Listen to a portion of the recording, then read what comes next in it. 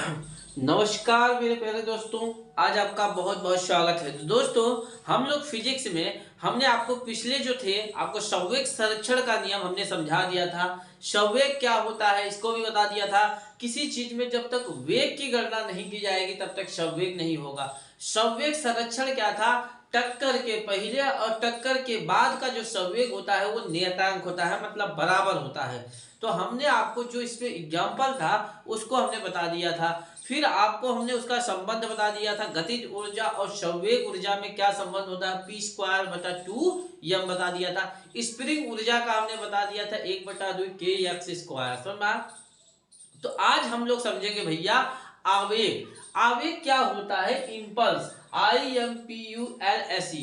Impulse क्या होता है इसके बारे में हम लोग जानकारी लेते हैं। ध्यान दीजिएगा, बहुत बड़ा बल रहे एक छोटे समय के लिए लगता है उसे ही आवेग कहते हैं। सीधी सी बात है कि बहुत बड़ा बल छोटे समय के लिए लगे उसी को आवेग का। जैसे देखिए, थपड़ा मारे ना फाट से, मारे चट 1 मिनट का, जैसे सुई ठोकते हैं ना, सुई लाए खट से चोक देते हैं। तो बहुत बड़ा बल छोटे समय के लिए झटाक से हट गया, उसी को क्या कहते हैं भैया? आवेग। जैसे गेंद आती है ना, गेंद लोके खाट से लगा, इसी को कहा जाता है आवेग। समझ में आए? तो ये जो होता है आवेग, मतलब बहुत बड़ा बल एक छोटे क्षण भर के लिए लगे, उसी को कहा जाता है आवेग। बहुत बड़ा बल जब छोटे समय के लिए लगता है उसे ही आवेग कहते हैं। बस इतना समझिए कि बहुत बड़ा बल जब छोटे समय के लिए लगेगा उसी को क्या कहा जाता है भैया? आवेग। क्या कहा जाता है भैया? आवेग। समझ में आया भैया? अब इसका एग्जाम्पल देखिएगा। जैसे बॉल से लगी चोट, बॉल, बॉल मतलब गेंद वाला, बॉल से लगी चोट। समझ में आया भैया? जब आप कैच रोकते हैं, इसीलिए देखिएगा हाथ हम लोग नीचे करते हैं। क्यों? क्योंकि गति करे तो चोट कम लगे। और बॉल से लगी चोट बहुत बड़ा आया, क्षण भर में लगता है, ऐसे करते हैं ना, तो उसी को कहा जाता है आवेग। समझ में आया भैया? तो ये फिसल के गिरने से टूटी पसली। अगर आप फिसल के कोई गिरता है, फिसल के गिरने से टूटी पसली, टूटी पसली। जैसे आप देखिए जाते रहिए, और अब जैसे देखिए जाते रहिए, अब ऐसे गिर गए धड़ाम से टूट गए, अरे क्षण भर में जैसे होता नहीं, बहुत बड़ा बल लगा लग गया, टूट गई पसली। तो उसमें क्या होगा? जितना मोटा आदमी होगा तो वही तो होगा। अब जैसे देखिए, मान लीजिए F बराबर होता है M×A। मान लीजिए कोई 60 केजी का बल है। अब जब नीचे गिरेगा तो गुरुत्वीय लगेगा 10, लगेगा कि नहीं? अगर नीचे लगेगा गिरेगा तो गुरुत्वीय त्वरण, और आगे पीछे जाएगा तो त्वरण लगेगा। समझ में? तो 60 जहाँ 600 केजी। समझ रहे हैं आप कि मतलब 600 बल लगेगा जैसे वो गिरेगा। अगर 60 केजी का ऊपर से 10 गुरुत्वीय त्वरण, तो समझ रहे हैं 600 लगेगा इसका बल। तो इसी हिसाब से 600 न्यूटन फिसल के गिरेगा, 600 न्यूटन का बल लगेगा। तो उसकी स्थिति क्या होगी? रब जाने। जैसे नहीं, मेरे बाद तेरा क्या होगा रब जाने, तो वही हाल इनका भी है। तो समझ में आ भैया? तो इसी हिसाब से गिर के जब गिरते हैं तो उसमें कितना बल लगता है। छत पे से कोई वस्तु फेंकिएगा, उसके ऊपर से फेंकिएगा, तो जो ज्यादा भारी रहता है तो उसमें 10 का जब होता है गुरुत्वीय त्वरण तो ज्यादा होता है। समझ में आया भैया? अब देखिएगा, सर्कस में एक साथ कई ईंटों को तोड़ना, सर्कस में एक साथ कई ईंटों को तोड़ना, कई ईंटों को तोड़ना। जैसे देखिए पहले भैया, आप जब ऐसे रखते नहीं, एक रख देता है एक यहाँ, अब यहाँ पे ईंट जमा देता है ना, ईंट जमा देगा। अब यहाँ पे जब मारता है तो वो टूटता है। तो इसीलिए बनाया जाता है, कई बड़ा बल होता है, क्षण भर लगाता है जो टूट जाता है। ये आवेग के कारण ही टूटता है। जब आपसे कभी पूछेगा कि किसके कारण होता है, तो आवेग बल के कारण, बल गुणे समय के कारण। समझ में आया भैया? ये चीजें होती। झापर, थबड़ा जिसे कहते हैं, झापर या थबड़ा, झापर। झापर या चाटा नहीं कहते, मम्मी गलती करते हैं तो ले चाटा धा धा। तो ये क्या होता है, ये सब बल आवेग का ही कारण होता है। आवेग का सूत्र क्या होता है, ध्यान दीजिएगा दोस्तों। आवेग का सूत्र ये होता है भैया, आवेग बराबर बल गुणे समय। बल गुणे समय होता है, बल गुणे समय। आवेग का सूत्र क्या होता है भैया, बल गुणे समय। इसको याद कर लीजिएगा। आवेग का सूत्र क्या होता है, बल गुणे समय। आवेग का सूत्र क्या होता है, बल गुणे समय। बल का मात्रक क्या होता है, न्यूटन, और समय का सेकेंड, तो इसका मात्रक क्या हो जाएगा भैया, न्यूटन सेकेंड। क्या होगा भैया, न्यूटन सेकेंड। न्यूटन सेकेंड, समझ में आया। तो बल का मात्रक, आवेग का मात्रक क्या होता है भैया, बल गुणे समय। तो इसका सूत्र क्या होगा, बल गुणे समय। इसका मात्रक क्या होगा, न्यूटन सेकेंड। समझ में आया भैया। अब मान लीजिए कोई क्वेश्चन आपसे दे दिया जाए, 40 न्यूटन का बल, 40 न्यूटन का बल 3 सेकेंड के लिए काम करता है। कितना भैया, 3 सेकेंड के लिए, 3 सेकेंड के लिए काम करता है। तो आवेग ज्ञात करिए। क्या भैया, आवेग ज्ञात करिए। क्या करना है, आवेग। अब आवेग का सूत्र कितने लोगों को मालूम है, बल गुणे समय। आवेग का यही होता है ना भैया, बल गुणे समय।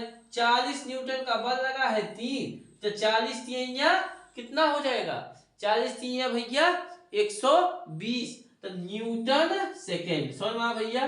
तो इसी हिसाब से जो होते हैं, इसके सारे सूत्र जो होते हैं लगाए जाते हैं। समझ में भैया, इसको नोट करिए। बल आवेग में कुछ भी नहीं था दोस्तों, बस आवेग यही था, बल गुणे समय। समझ में भैया, बल गुणे क्या था, समय। बल गुणे समय, बस न्यूटन सेकेंड होता है इसका मात्रक। इतना पूछता है, इसमें ज्यादा घुमाता घुमाता नहीं भैया, इतना पूछ लेता है कि आवेग निकालिए, तो बल गुणे समय निकाल दीजिए, हो गया वही। समझ में भैया।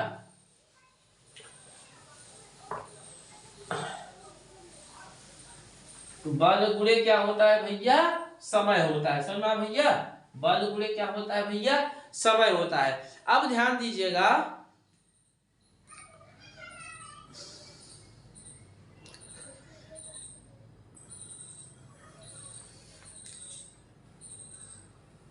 आवेग और संवेग में, आवेग तथा संवेग में संबंध देख लेते हैं हम लोग। आवेग तथा संवेग, संवेग में संबंध। आवेग और संवेग में संबंध क्या होता है, इसके बारे में हम लोग देखते हैं। देखिए, आवेग बराबर, हमने अभी आपको बताया, आवेग बराबर क्या होता है, बल गुणे समय।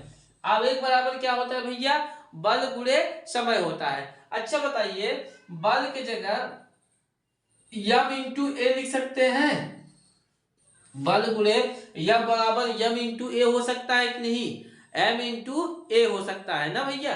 अच्छा बताइए, यम ए के जगह वेग परिवर्तन बटा समय होता था। ए का मतलब क्या होता था, त्वरण बराबर क्या होता है भैया, वेग परिवर्तन, वेग परिवर्तन बटा समय। समझ में, वेग परिवर्तन बटा समय हो गया। अब टी से टी कैंसिल हो गया, टी से टी कैंसिल हो जाएगा। समझ में, तो अब क्या आया, यम इंटू डेल्टा वी, मतलब ये क्या हुआ, वेग में परिवर्तन हुआ। तो समझ में आया। तो P बराबर क्या हुआ, सॉरी, डेल्टा यम इंटू वी हुआ। समझ में आया भैया।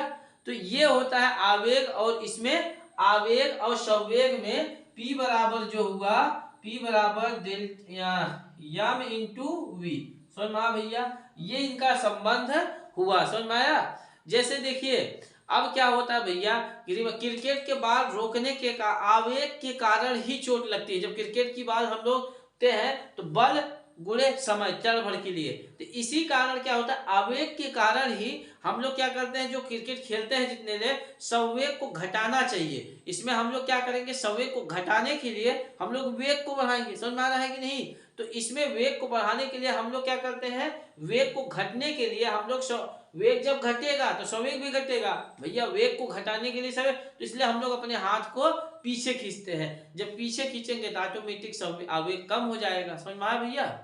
अब ध्यान दीजिएगा, कभी अब देखिए संवेग तथा ये था भैया इसी में। अब इसका हम आगे देखते हैं, प्रत्यास्थ, अप्रत्यास्थ और पूर्णतः अप्रत्यास्थ में टक्कर क्या होता है, इसके बारे में हम लोग देखते हैं। देखिएगा, ध्यान दीजिएगा दोस्तों। अब हम लोग चलते हैं टक्कर। टक्कर क्या होता है, कोलिजन। कोलिजन क्या होता है, यह मुख्यतः 3 प्रकार के होते हैं। इसको देखिए, यह मुख्यतः 3 प्रकार के होते हैं। कोलिजन टक्कर जो होते हैं 3 प्रकार के होते हैं। पहला प्रत्यास्थ टक्कर, समझ में आया? पहला क्या है भैया, elastic collision, non elastic, whole non elastic collision. तो ये क्या होते हैं, तीनों प्रकार के, प्रत्यास्थ, अप्रत्यास्थ, पूर्णतः अप्रत्यास्थ टक्कर। ध्यान दीजिएगा, कई चीज ऐसे होते हैं, जैसे हम मान लीजिए गेंद को स्वतंत्र रूप से ऐसे गिरा दिए, वो होता है देखिए लड़ के वापस आ जाता है। ऐसे पटकना की बात नहीं कर रहे हैं, अगर स्वतंत्र रूप से करिएगा, उसी जिस वेग से गिरेगा उसी वेग से वापस आता है। पूर्णतः तो नहीं आता, लेकिन कुछ तो आ जाता है। तो समझिए ध्यान से भैया कि जो गेंद स्वतंत्र रूप से टकराने पे जिस वेग से वापस आ जाता है उसी को बोला जाता है प्रत्यास्थ टक्कर। समझ में आया? इसमें गतिज ऊर्जा संरक्षित रहती है, संवेग भी संरक्षित रहता है, और ई बराबर जो उछालने की दर होती है वो क्या होती है, बराबर होती है। दूसरा अप्रत्यास्थ टक्कर यह होता है, यह जिस वेग से जाता है वह उसी कम वेग से ऊपर आता है, ज्यादा ऊपर नहीं आ पाता। इसमें गतिज ऊर्जा संरक्षित नहीं है। समझ आया? गतिज ऊर्जा संरक्षित नहीं है, संवेग ऊर्जा संरक्षित होता है। पूर्णतः प्रत्यास्थ टक्कर ये होता है, इसमें कोई वस्तु दूसरी वस्तु टकरा कर चिपक जाती है, वो कुछ भी वापस नहीं आती। इसमें गतिज ऊर्जा संरक्षित नहीं रहती। जैसे कोई भी चीज ऐसा होता है, इसे फेंक दीजिए तो जाके जमीन पर लेट जाता है। समझ में आया? तो इसी को कहा जाता है पूर्णतः अप्रत्यास्थ टक्कर, और ये होता है प्रत्यास्थ, इसमें थोड़ा सा है, इसीलिए हमने ई वैल्यू दिखाया है। समझ में आया भैया? इसका जो है किस हिसाब से निकाला जाएगा, इसका एक चैप्टर ही है, उसमें हम लोग आपको पूरी तरह से इसको हम लोग समझा देंगे। समझ में आया भैया? तो संवेग संरक्षित क्या है, गतिविधि, समझ में आया कि नहीं? तो ये elastic, non elastic and whole non elastic collision, समझ में आया भैया? ये इतना ही था। अब हम लोग जो नेक्स्ट चैप्टर चलेंगे भैया, बल के बारे में। बल क्या है उसकी विशेष जानकारी पूरा आपको दिया जाएगा। अगर जो नेक्स्ट चैप्टर था, आज ये चैप्टर खत्म हुआ, नेक्स्ट चैप्टर में मिलते हैं बल के बारे में। आज के लिए इतना ही। जय हिंद, जय भारत।